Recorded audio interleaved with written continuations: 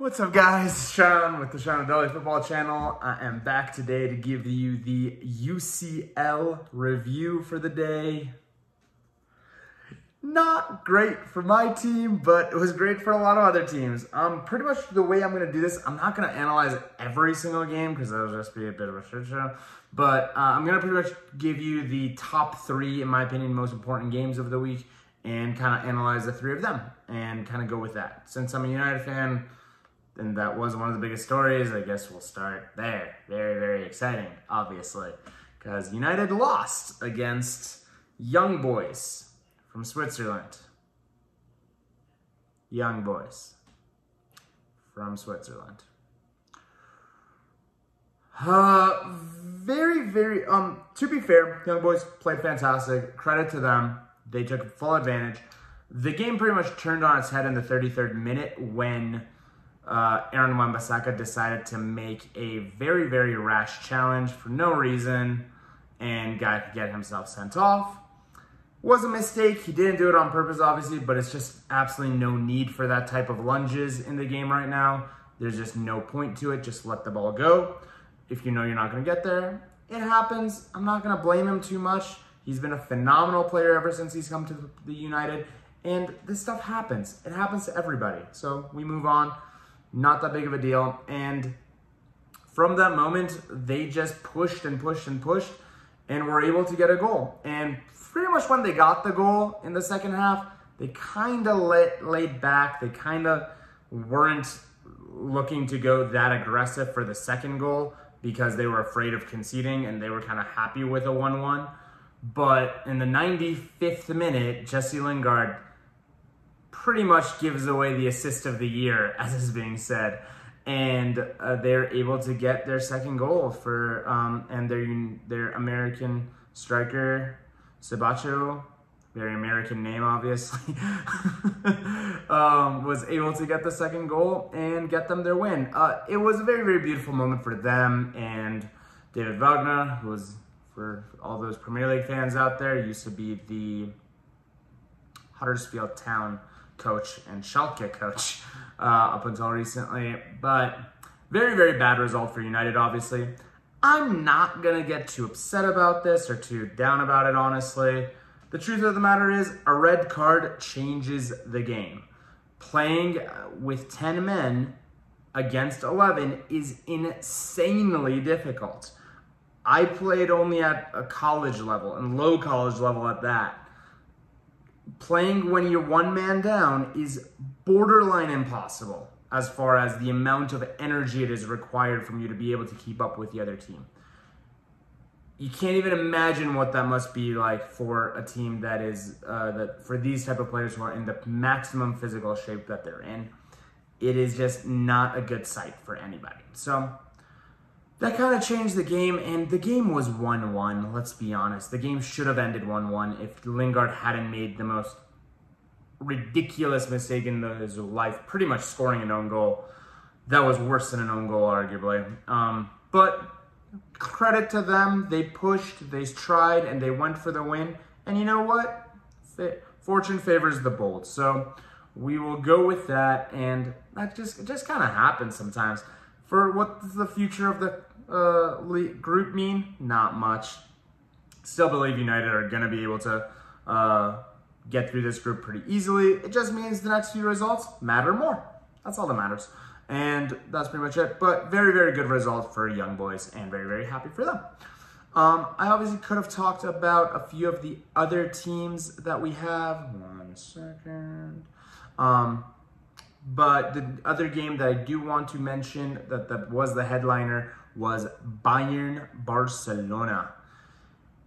I gave Bayern, when I was doing the group stage review, I announced that Bayern, in my opinion, are going to be the champions of Europe. And they easily showed why. They were absolutely dominant against this Barcelona team. Gonna make an announcement real quick. I'm not going to be that super negative on Barcelona. There's just no shame to losing to Bayern, in complete honesty. They're just a phenomenal team with a lot more star power than Barcelona have at the moment. Can't really blame them.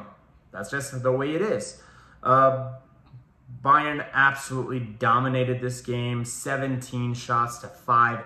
Barcelona didn't have a shot on target at home. And Lewandowski, absolutely fantastic. Jamal Musiala, I keep talking about this kid. He's fucking amazing. Pardon my French. He's so good at what he does. It's ridiculous. One of the most talented young players across Europe over this season so far. I've been so impressed by what I've seen of him. Shame he didn't go to the England route. More of a English national team fan than I am German, but obviously we're in Germany. Anyway, very, very impressed by how well Bayern played. First goal that Muller scored, that was a deflected goal. Ter Stegen couldn't have done anything about it. But the rest of the game, Bayern hit the post 4 or 5 times. Alphonso Davies was running amok at left back. He just loves playing against Bayern. And the revenge of the 8-2 didn't exactly happen as planned. It kind of went the other way. This was a bit of a drubbing as far as it's concerned. The third goal came in the 85th minute, but Bayern were just absolutely in control. And very, very great win for Nagelsmann, honestly. Fantastic result for him. Kind of gives him even more credibility in his role and in his post. And the sign of bigger and better things to come for this Bayern team. When it comes to it, I just think they're the most complete team with some of the best players across Europe at the moment.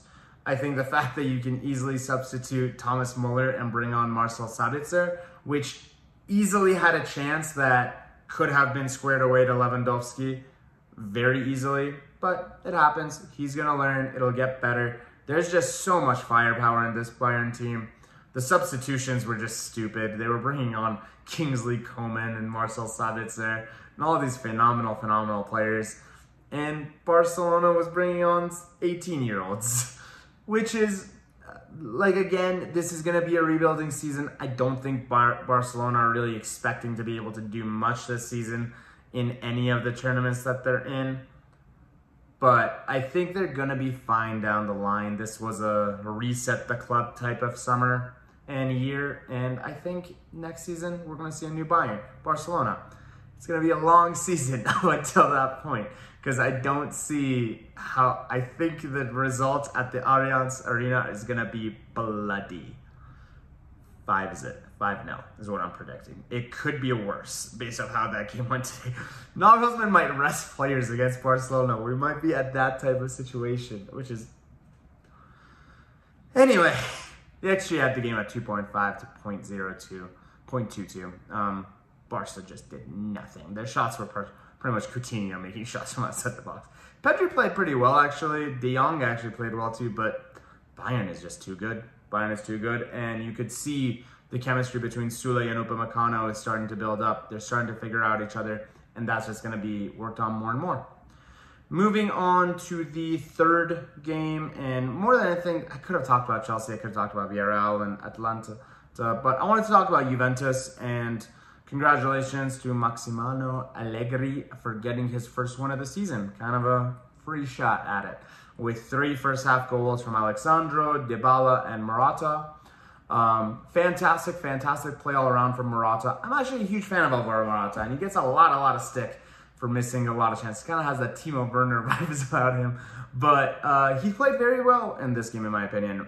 Scored a fantastic goal, poacher's goal, won the penalty, and it was all around a nuisance for Malmo.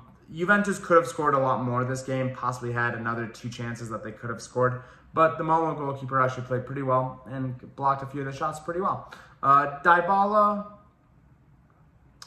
I just don't know what to think of Dybala. I think he hasn't been... Dybala's kind of has the James Rodriguez vibes, in my opinion. Arguably a better player than James Rodriguez, in my opinion, but he just had that 1 or 2 breakout seasons when he first moved to Juve and the season beforehand, and he's just never really caught that same level, in my opinion. He's always just a bit of a bit part player, and I just don't know if he's going to carry this team. But the beauty of it is, guess what? They have Chiesa, who didn't even play today, and they still won 3-0. So good game for Allegri to be able to breathe a little bit, have a little bit of a good win. Can't ask for more than a 3-0 on an away game in the Champions League. United lost, so, can only be positives. But moving forward, the big game of this group is going to be between Juve and Chelsea, obviously.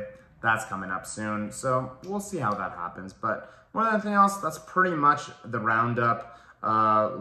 Somehow Salzburg didn't win against 10 men of Sevilla, despite they have 3 penalties.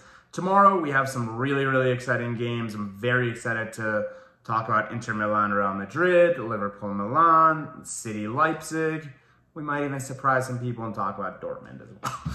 Because Haaland's going to score, right? 3 goals tomorrow against Besiktas. It's actually away at Besiktas. That's pretty much an impossible place to go. But my star of the day is Jamal Musiala. I just love the kid so much. He just does so well. He's so silky on the ball. Reminds me, so good. I love it. But more than anything else, thank you guys so much for watching. This is Sean, and this is Sean Daily Football Channel. I'll see y'all tomorrow.